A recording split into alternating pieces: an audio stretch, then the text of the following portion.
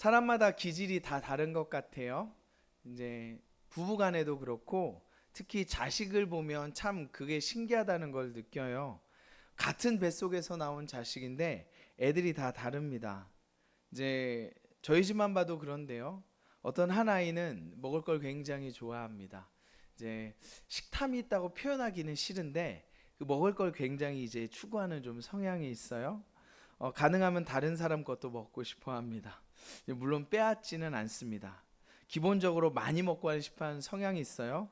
아마 아빠를 닮은 것 같습니다. 하지만 다른 아이는 참 신기해요. 먹을 걸 별로 좋아하지 않습니다. 과자나 이런 것을 주면 보통 애들은 막 많이 먹잖아요. 근데 얘는 그것도 먹다가 딱 자기 양념참은 내려놔요. 아, 참 신기합니다. 이해가 되지 않아요? 먹을 것에 욕심이 별로 없는 것 같습니다. 사람마다 다 타고난 기질이 다르다. 이것을 느끼게 됩니다. 매우 신기하죠. DNA 때문인가 생각해 봤어요. 그런데 저도 아내도 다 그런 사람이 없습니다. 그래서 이건 DNA 때문도 아닌 것 같고 왜 그런지는 잘 모르겠습니다. 하나님의 창조의 신비가 아닐까 생각을 해봅니다. 여러분, 그러면 오늘 본문에 나오는 야곱은 어떠한 기질을 가지고 있습니까? 야곱에 대해서 여러분 이해하고 계시는 기질이 어떤가요? 야곱은 욕심이 많은 사람이었던 것 같습니다. 성공을 추구하고 남보다 높이 올라가고 싶어하는 그러한 강한 마음이 기질이 있어 보입니다. 이러한 야곱의 특징이 성경에도 우리가 알 수 있도록 기록되어 있는데, 그가 태어날 때 야곱의 쌍둥이 형 에서와의 일을 보면 그의 기질이 표현되는 것 같아요. 창세기 25장에 보면 야곱이 태어날 때 쌍둥이 형인 에서의 발꿈치를 잡았습니다. 쌍둥이 형이 나가는 것을 보고 발꿈치를 잡았다. 물론 그때는 뭐 보이지도 않죠. 갓난아기니까. 그리고 갓난아기가 그 어릴 때 막 내가 빨리 나가야 되겠다 이런 생각을 해가지고 일부러 잡은 것 같지도 않아요. 그렇죠? 그 아기가 말이죠. 그런데 아마도 성경이 이것을 그리고 우리에게 말씀하시는 이유는 야곱의 어떠한 성향과 기질을 우리에게 말씀하고자 하는 듯 보여집니다. 그래서 야곱은 그 이후의 삶도 보면 지기 싫고 성공하고 복받고야 말겠다는, 지금으로 따지면 야망이 있다 할까요? 아니면 욕심이 있다고 할까요? 그러한 모습이 야곱에서 드러나는 것을 우리가 볼 수 있습니다. 여러분, 야곱은 장자의 권리를 갖기를 원했습니다.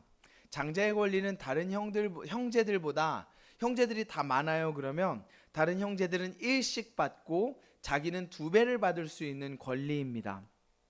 그리고 아버지로부터도 하나님의 언약을 이어나갈 이 장자의 축복 기도도 받기 원했습니다. 그것을 위해서 야곱은 형이 배고플 때, 그 치사하게 치졸하게 배고플 때 맛있는 음식을, 여러분 오실 때 어떻게 느끼는지 모르겠어요. 예배당에 내려올 때 그런 것을 느끼셨을지 모르겠는데, 배고플 때 맛있는 음식 냄새를 풀풀 풍기면서 형에게 장자의 권리를 사죠. 그리고 눈이 잘 보이지 않는 아버지를 속여서 대신 들어가서 축복을 받았습니다. 그러나 그 결과는 어떠했죠? 그 축복을 받고 어떻게든 장자가 되어서 평안한 삶을 누리기를 원했던 야곱이 성공했습니까? 그 결과는 실패였습니다. 여러분, 야곱이 왜 복을 받기를 원했을까요? 어떠한 복을 받기를 원했을까요? 제가 야곱에게 물어보지 않아서 정확하게는 알 수 없지만 야곱의 성향을 통해서 또 우리가 이 야곱이 내가 이 장자의 축복을 받아서 어떤 삶을 원했을까 상상해 볼 수는 있을 것 같습니다. 25장 27절에 야곱에 관하여 이렇게 기록합니다. 그 아이들이 장성함에, 야곱과 에서죠. 에서는 익숙한 사냥꾼이었으므로 들사람이 되고 야곱은 조용한 사람이었으므로 장막에 거주하니. 그러니까 조용한 사람이었다. 그리고 어디에 있는 것을 좋아했어요? 나가서 이렇게 활동적이기보다 조용하게 장막에 거주하는 것을 좋아했던 사람이었습니다. 그러면 조용한 성격에 장막에 거주하는 것을 즐겨했던 야곱, 집돌이죠. 그런데 이 야곱이 축복과 장자의 권리를 얻어서 그럼 어떠한 삶을 살기를 원했겠습니까? 뭐 늘리고 불리고 막 이렇게 무엇을 정복하고 이런 기보다 아마도 조용하고 장막에 있기를 좋아했던 성격이라면 이 축복을 받아서 더 편안하고 안락하고 쉽게 살기를 원하지 않았을까 상상해 봅니다. 이것을 원해서 두 배나 더 많은 재산을 받고 하나님의 언약의 축복을 받기 위해서 그렇게 투쟁했었던 것 같아요. 그러나 그 결과는 우리가 다 아는 것처럼 집에서 도망자가 되어서 먼 곳으로 떠나게 되죠. 여러분, 우리가 생각해 보면 에서 그리고 아버지 이삭을 속였잖아요. 이것은 근데 조금만 생각해 보면 당연히 걸릴 수밖에 없는 거예요. 예를 들면 이런 거예요. 아빠가 형에게 얘기합니다. 야, 이따 와서 아빠랑 바둑 한 판 두자. 그랬는데 동생이 가가지고 형인 척 해가지고 몰래 바둑을 둬요. 그러면 이 형이 돌아왔을 때 그걸 모를 수가 있겠습니까? 알 수밖에 없는 구조예요. 그러니까 에서가 나가서 사냥을 하고 집에 돌아오겠죠, 당연히. 그러면 당연히 누굴 만날 거예요? 이삭을 만날 거 아닙니까? 이거는 원래가 발각될 수밖에 없는 상황이었단 말이에요.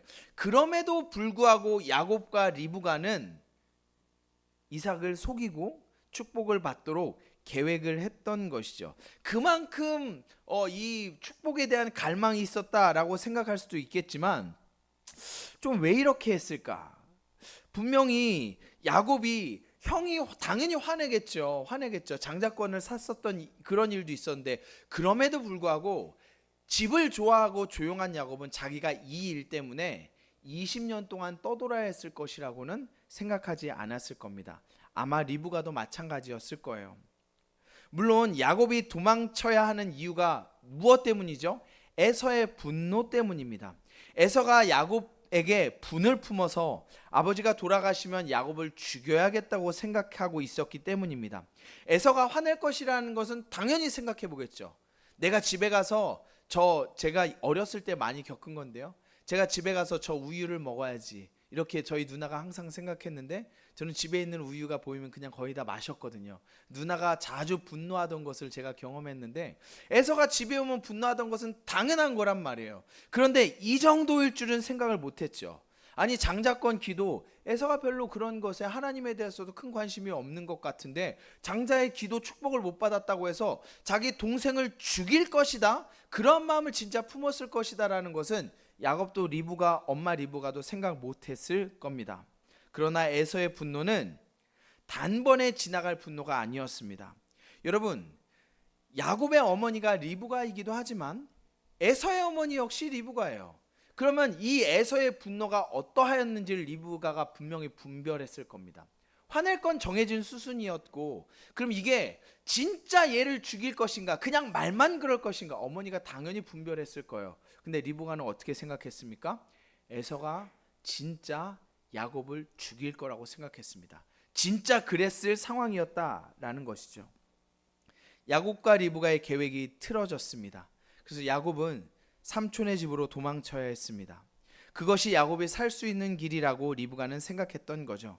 틀어진 계획, 이것은 에서의 강렬한 분노 때문이었습니다. 하지만 우리가 다 아는 것처럼 이렇게 계획이 틀어지고 예상 밖의 동생을 죽이려고 하는 것까지 에서가 분노를 품는다는 것은 분명히 하나님의 뜻과 계획 안에 있습니다.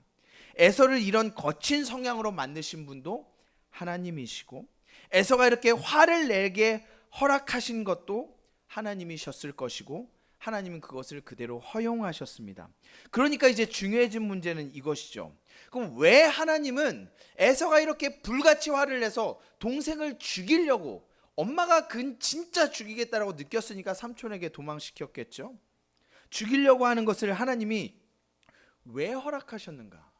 왜 이렇게까지 야곱이 집에서 나가도록 하셨는가? 여러분 어떻게 답을 내리시겠습니까? 야곱이 왜 집에서 나가야만 도망자가 되어야 했겠습니까? 가장 쉬운 해답은 야곱이 죄를 지었고 그에 대한 대가를 하나님께서 치르도록 하시기 위함이다라는 것입니다. 물론 그렇습니다. 야곱은 죄를 지었습니다.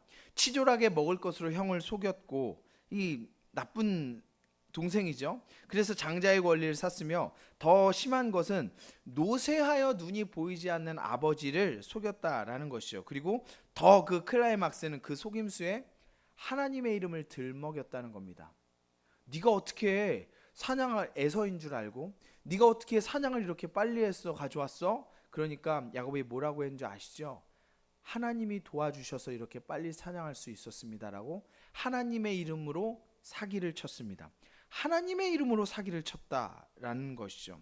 성경에는 분명히 내 아버지를 공경하라는 하나님의 뜻이 있는 것을 우리가 압니다. 그리고 속이는 것을 하나님이 얼마나 싫어하는지를 성경 전반에서 살펴볼 수 있습니다. 그리고 계명에도 여호와 이름을 망령되이 여기지 말라라는 십계명의 한 부분이 있죠. 야곱은 이것을 다 어겼습니다.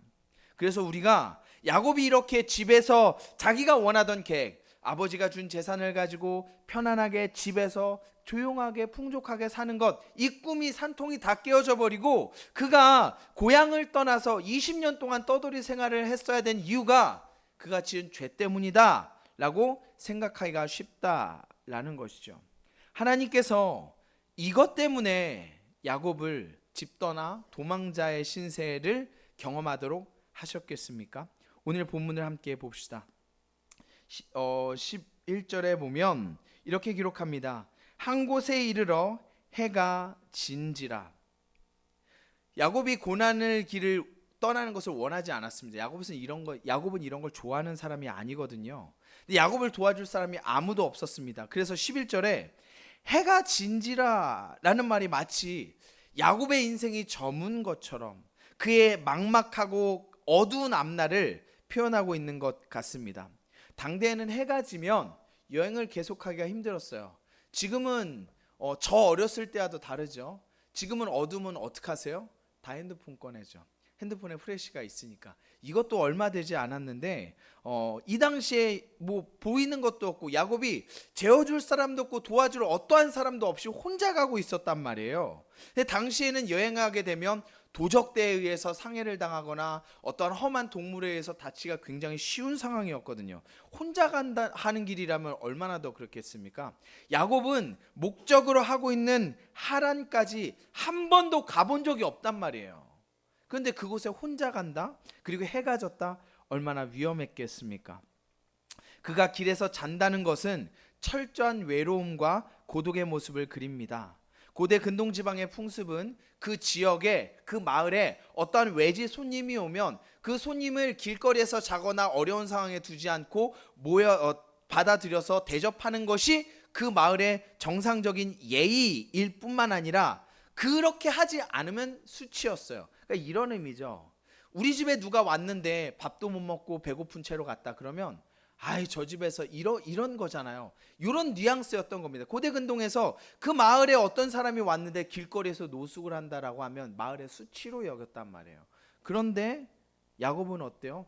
아무도 받아주는 사람이 없고 길바닥에서 돌을 베고 자는 모습으로 성경이 그리고 있다라는 겁니다. 야곱이 이것을 원해서 선택한 것이 아니었어요. 야곱이 여기에서 내가 자야겠다고 계획을 해서 가는 길에 이쯤 가서 자고 그 다음날 저기가 이런 계획이 있었던 것이 아닙니다. 그냥 해가 졌기 때문에 이곳에서 야곱은 잠을 청하게 됩니다. 그런데 놀라운 것은 이때 하나님께서 야곱에게 꿈을 통하여 나타나셨습니다. 여러분, 야곱이 지금 어떤 상황에서 지금 자고 있어요? 어떤 상황에서 자는데 하나님이 나타나셨습니까? 죄 짓고 사기 쳐가지고 걸려서 죽을 위험에 삼촌 집으로 도망가는 상황이에요. 하나님의 일을 망령되이 부르고 아버지께 이렇게 하나님이 싫어하시는 일들을 막 했단 말이에요. 하나님의 축복을 받는데 하나님의 이름으로 아버지를 속인 그런 상황에서 하나님이 꿈 가운데 나타나셨어요. 그럼 여러분, 하나님이 뭐라고 하실 것 같습니까? 27장 20절에 그 신성모독죄까지 더한 사기, 이삭이 그의 아들에게 이르되 내 아들아 내가 어떻게 이렇게 속히 잡았느냐? 그가 이르되 아버지 하나님 여호와께서 나를 순조롭게 만나게 하셨음이니이다. 여호와 하나님을 이름을 팔았던 그러한 이 파렴치한 하나님이 기뻐하지 않는 모습. 근데 이런 죄 가운데 어쩔 수 없이 싫은데도 불구하고 삼촌 집으로 한 번도 안 가봤는데 굉장히 멀거든요. 그곳을 가는데 하나님이 어떤 메시지를 주셨느냐? 여러분, 꿈을 꾸어서 하나님께서 그를 만나 주시는데요. 재밌는 건 구약에서 오늘 야곱이 꿈꾸기 이전에 한 번도 하나님께서는 꿈을 통해서 사람을 만났다라는 기록이 기록되어 있지 않습니다. 야곱이 처음이에요. 꿈을 통해서 어떤 사람을 만나 주신 것이. 야곱에게 꿈을 꾸게 하셨죠. 그리고 이때 무슨 말씀을 하시는가? 13절로 15절입니다. 제가 한번 읽어보죠. 또 본즉 여호와께서 그 위에 서서 이르시되 소리를 들었습니다. 보고 들었죠. 나는 여호와니 너의 조부 아브라함의 하나님이요 이삭의 하나님이라. 내가 누워있는 땅을 내가 너와 내 자손에게 주리니 내 자손이 땅의 티끌과 같이 되어 내가 서쪽과 동쪽과 북쪽과 남쪽으로 퍼져나갈지며 땅의 모든 족속이 너와 내 자손으로 말미암아 복을 받으리라. 여기까지만 보자면 하나님께서 야곱을 무엇으로 삼았어요? 아브라함과 이삭을 통하여 이루어지는 언약의 바로 그 계승자로 야곱을 삼아주셨다라는 것이죠. 왜입니까? 왜 야곱을 언약의 계승자로 삼았을까요? 왜요? 그 이유를 야곱에게서 발견해 볼 수가 없습니다. 지금 우리가 생각했을 때 야곱이 어떠한 상황이에요? 죄 짓고 죽을 위험을 피해서 간신히 도망가고 있는 사람인데 하나님께서 나타나셔가지고 야, 너 그렇게 하면 돼? 죄 지으면 안 되지? 그런데 내가 복을 줄게. 하나님이 이렇게도 말씀하지 않으셨어요. 아무도 그에게 네가 감히 내 이름으로 그렇게 사기를 쳐? 네가 내 이름을 망령되이 불러? 그렇게 한마디도 하지 않으시고 하나님께서는 이 일을 통해서 야곱에게 꿈을 꾸게 하셨고 이 상황에서 그에게 무엇을 약속하세요? 너가 그렇게 바랬던 아브라함 너의 할아버지 아브라함과 이삭에게 주었던 그 축복을 내가 너에게 주겠다라고 하나님께서 약속을 하셨다라는 것이죠. 여기서 매우 놀라운 일입니다. 그럼 우리가 이것을 볼 때 왜 하나님께서 야곱의 계획이 에서가 불같이 화를 내서 죽일 정도의 마음을 가지고 엄마가 실제로 그렇게 느꼈고 이렇게 해서 야곱의 모든 계획이 실패하도록 도망자로 고향을 떠나게 하셨겠습니까? 그것은 무엇 때문이에요? 하나님께서 야곱을 만나시기 위함이었습니다.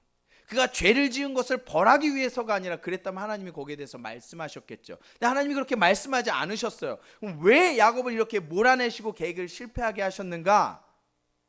그를 만나기 위함이었습니다. 우리는 생각하죠. 야곱이 잘되고 편하게 살고 계획이 성공하게 되어서 하나님이 도와주셨구나. 하나님 감사하네. 살아계시네. 하나님이 나를 지켜주셨네. 하나님이 내가 어릴 때 그렇게 말씀하셨던 것처럼 하나님이 나를 도와주셨구나. 잘 되었을 때 하나님이 그를 만나주시면 좋을 텐데 왜 꼭 이렇게 계획이 실패하고 죽을 위기에 처해서 아무도 그를 돕는 손길이 없을 때 꼭 이럴 때 하나님께서 그를 만나주시는가? 왜 꼭 그렇게 하셔야 되는가? 저는 확실하게 말할 수 있습니다. 그래야 했다라는 겁니다. 야곱의 성격, 그의 기질, 그의 삶의 여정을 볼 때 이 상황이 야곱에게 꼭 필요했습니다. 하나님을 만나기 위해서. 하나님은 당신이 선택한 백성을 일부러 괴롭게 하시는 분이 아닙니다. 그게 필요했기 때문에 이렇게 하셨다라는 거예요. 그것은 우리가 야곱의 반응을 통해서 확인해 볼 수가 있습니다. 17절 보면 야곱이 이 꿈을 통해서 하나님의 음성과 이 천사도 보고 사닥다리 왔다 갔다 하는 것으로 하나님을 본 다음에 어떻게 반응하죠? 17절 이에 두려워하여 이르되 두렵도다 이곳이여 이것은 다름이 아닌 하나님의 집이요 이는 하늘의 문이로다 하고 라고 얘기했습니다. 두려움을 먼저 느꼈습니다. 아마도 야곱이 두려움을 느꼈다는 것은 이전에 하나님을 경험해 본 적이 없었던 것 같아요. 야곱은 우리가 지지난주나 이렇게 몇 번 이야기했었던 것처럼 분명히 야곱은 야곱이 거의 15살이 될 때까지 아브라함이 살아있었거든요. 아브라함과 아버지 이삭을 통해서 하나님에 대해서 배우고 들었을 겁니다. 제사 드리고 그들이 하나님을 섬기는 것을 보았고 야곱도 아마 거기에 동참했을 가능성이 굉장히 큽니다. 하나님을 알고, 그러니까 지금으로 따지면 주일 성수했다는 거죠. 예배 들었다는 거죠. 성경 공부해서 하나님을 알았다는 거죠. 그러나 그가 두려워했다는 것은 하나님의 살아계심과 하나님의 어떠하심을 경험한 것이 이번이 처음이었을 가능성이 굉장히 큽니다. 그래서 야곱은 어땠어요? 두려웠습니다. 그리고 자기가 베개로 삼았던 이 돌 기둥을 아침 일찍 일어나 자기가 할 수 있는 최대한 빨리 이 베개로 삼았던 그것을 돌을 가져다 기둥으로 세우고 그 위에 기름을 붓고 그곳의 이름을 베델이라 라고 불렀습니다. 여기는 하나님의 집이다. 두려워서 내가 이곳에 있을 수 있을까? 두려운 마음으로 그렇게 아버지가 했었던 것을 따라서 단을 쌓은, 약식의 단을 쌓은 모습이죠. 그런데 야곱이 이러한 상황이 왔기 때문에 하나님을 만나고 하나님을 경험했다라는 것을 제가 확실히 생각하는 이유가 무엇이냐면 20절과 22절 때문입니다. 야곱이 지금 어떤 상태예요? 고난을 당해서 아무 소망도 없이 한 번도 안 가본 그 먼 곳으로 목숨을 걸고 가는 상태예요. 형은 자기를 죽이려고 하고 가는 길도 어떻게 될지 한 번도 안 가봐서 도와줄 사람도 없고 모르는 상황이란 말이에요. 그때 꿈을 꾸었어요. 하나님께서 놀라운 약속과 축복의 말씀을 주셨어요. 그렇죠? 책망하는 말씀을 하지 않으셨어요. 그런데 야곱은 일어나서 하나님을 처음 경험했고 두려워서 하나님을 섬기는 제단을 쌓았단 말이에요. 그러면 여러분 같으면 하나님께 어떠한 기도를 했을 거라고 생각하세요? 야곱이 뭐라고 기도한 줄 아세요? 야곱이 서원하여 이르되 22절 하나님이 나와 함께 계셔서 내가 가는 이 길에서 나를 지키시고 먹을 떡과 입을 옷을 주시어 내가 평안히 아버지 집으로 돌아오게 하시오면 여호와께서 나의 하나님이 되실 것이요 내가 기둥으로 세운 이 돌이 하나님의 집이 될 것이요 하나님께서 내게 주신 모든 것의 10분의 1을 내가 반드시 하나님께 드리겠나이다. 뭐라고 얘기합니까?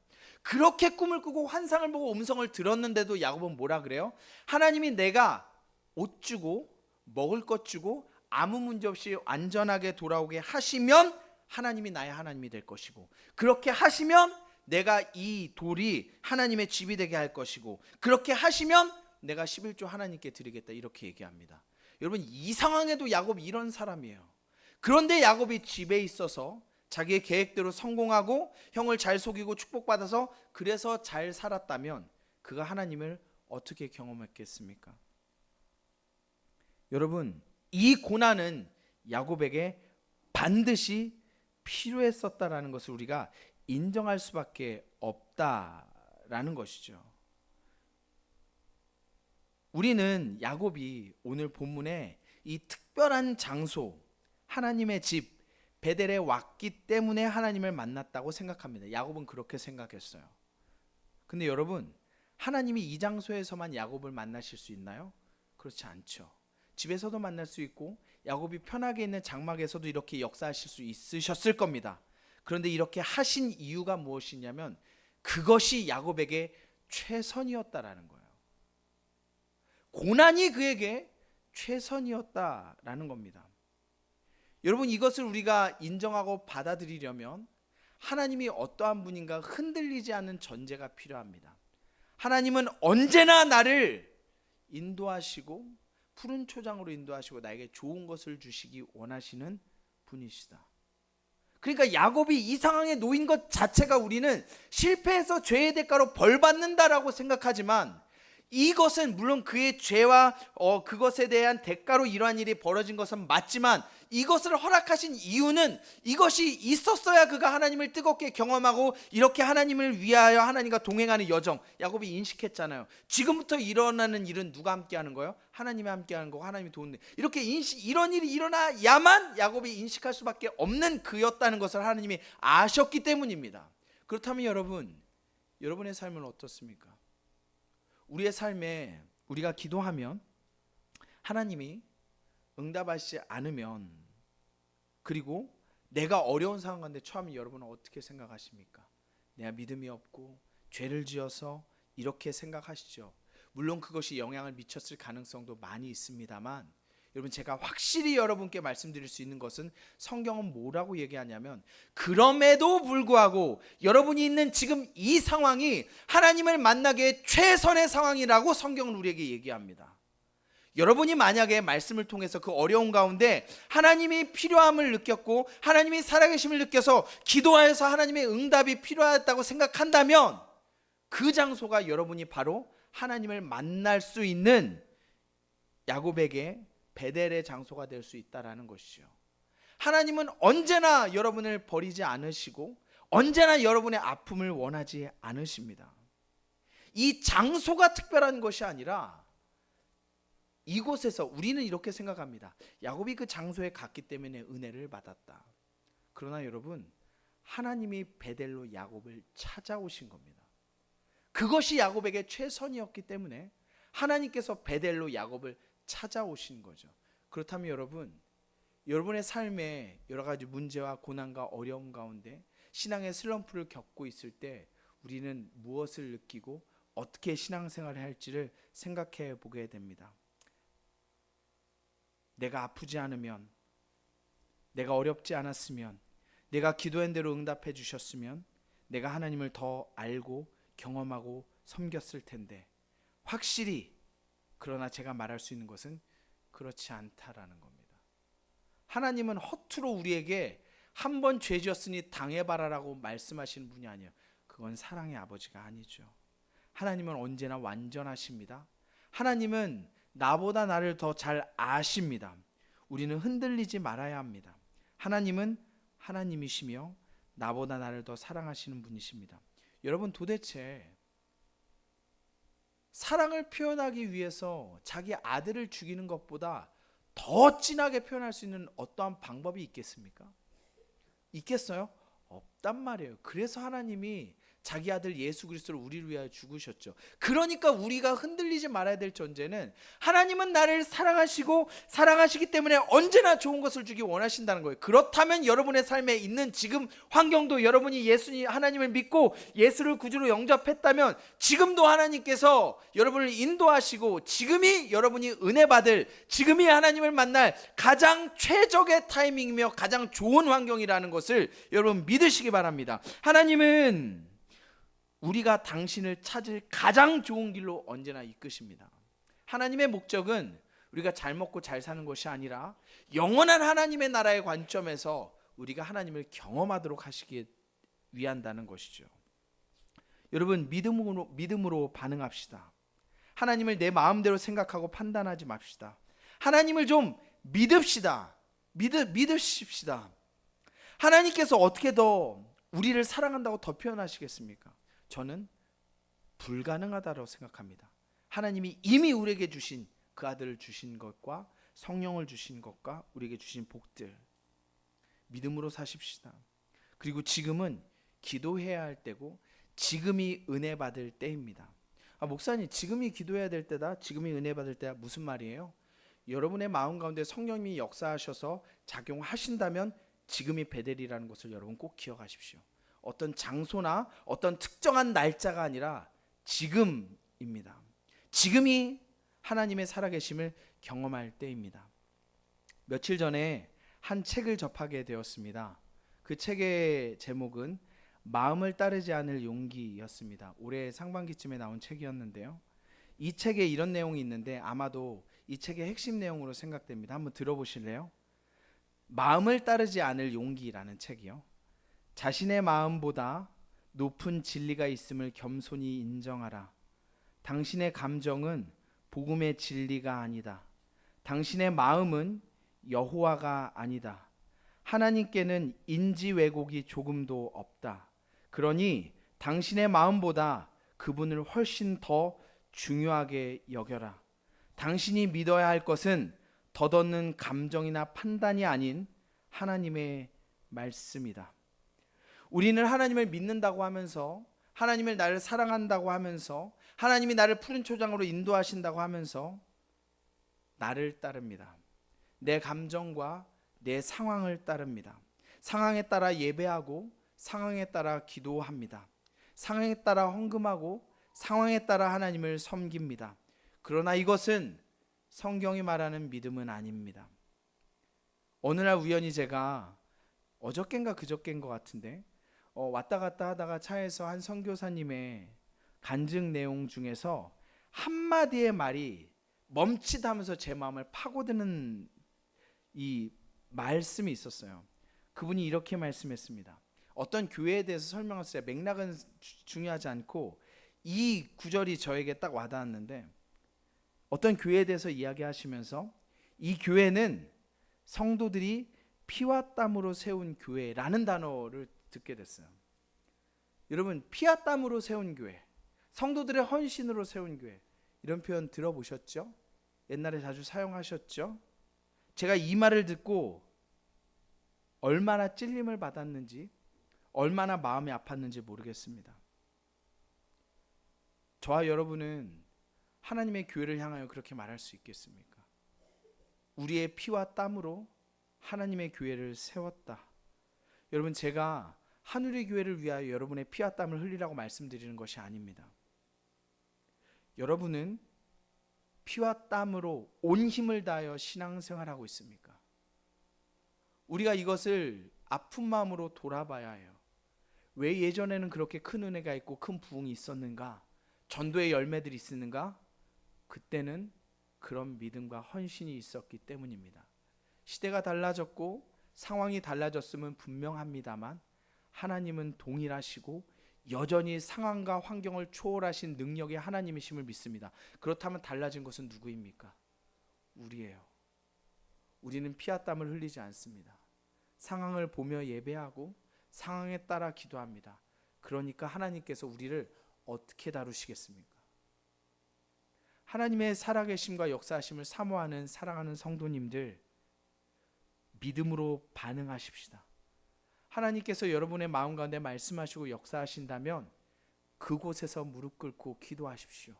하나님이 기도할 환경과 마음을 주신다면 하나님께 걸어야 할 어떠한 마음의 동요가 성령을 통해서 여러분에게 주어진다면 순종하십시오. 여러분, 하나님은 살아계십니다. 하나님은 우리를 찾아오십니다. 어떠한 시대, 어떠한 장소가 아니라 하나님이 임재하시고 만나신다면 그곳이 우리의 베델이 될 수 있는 줄 믿습니다. 우리는 너무 야곱 같습니다. 너무 야곱 같아요. 내 성공을 위해서, 내 삶을 위해서 발버둥치고 어떻게든 무엇인가를 쥐고 싶어 합니다. 내 마음대로 하고 싶고, 아까 어떤 책에서 작가가 이야기한 것처럼 마음을 따르죠. 그러나 여러분, 우리가 따라야 할 것은 우리의 마음이나 세상이 아니라 진리이신 하나님의 말씀입니다. 이것이 여러분의 신앙의 근거가 되신다면 제발 믿음으로 반응하십시오. 지금 기도해야 할 때입니다. 하나님께서 지금도 예전에 80년대, 70년대, 90년대 부어주셨던 은혜를 동일하게 더 크게 역사하실 수 있는 하나님이신 줄 믿습니다. 달라진 것은 하나님이 아니라 우리입니다. 놀랍게도 하나님께서는 회개하지 않고 죄 가운데 여전히 있는 야곱에게 나타나셔서 15절로 말씀하셨습니다. 내가 너와 함께 있어 내가 어디로 가든지 너를 지키며 너를 이끌어 이 땅으로 돌아오게 할지라. 내가 내게 허락한 것을 다 이루기까지 너를 떠나지 아니하리라 하신지라. 내가 내게 허락한 것을 다 이루기까지 너를 떠나지 아니하리라. 여러분, 하나님께서는 우리를 떠나시지 않을 겁니다. 하나님께서는 우리를 은혜의 자리로 인도하실 겁니다. 중요한 것은 내가 언제 반응하는가, 내가 언제 그것을 준비하겠는가입니다. 여러분, 우리가 마음을 다하여 하나님의 은혜를 사모하며 교회로서 함께 지어져 가기를 힘씁시다. 하나님께서 역사하실 줄 믿습니다. 그것이 성경이 말하는 믿음입니다.